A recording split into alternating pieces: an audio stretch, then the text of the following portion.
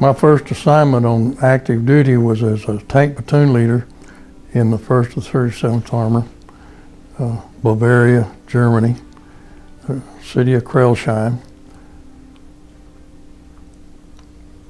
During that time, we would go on training exercises throughout the countryside. If the ground was not frozen, we had to stay on a given road or lane so we didn't tear up the farmers' crops. And we'd go in single file, and the idea was to read the map as you moved along and visualize how you would employ your platoon over this terrain. The first one of these exercises I went on, we were going down a little two-rutted dirt road. We had an entire brigade strung out, and I was about my platoon was about midway. And as it would be, my platoon sergeant threw both his tracks to the inside. Now that's a difficult situation for a tanker. Sometimes you can jump a track back on and without any problem, but we were not able to do that with this particular tank. And so we had the whole exercise held up.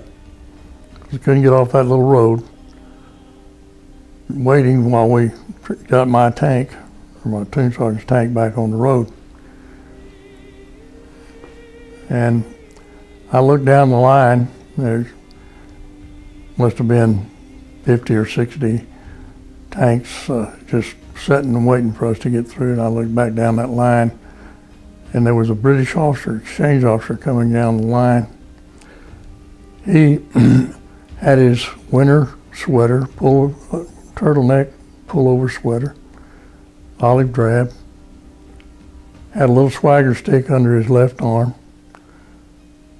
and his beret, and he was just walking along very casually, looking at the tanks, greeting the troops, and having an enjoyable stroll down the line of vehicles. And he got to my track. My crew was working on getting the track back on, and I was observing. At that particular time, I was so raw and green that I didn't have the foggiest idea how to help get that track back on. And I just turned to my platoon sergeant and said, "Get it done." I'm sitting there watching, and this British officer walks up. I think he's probably a major.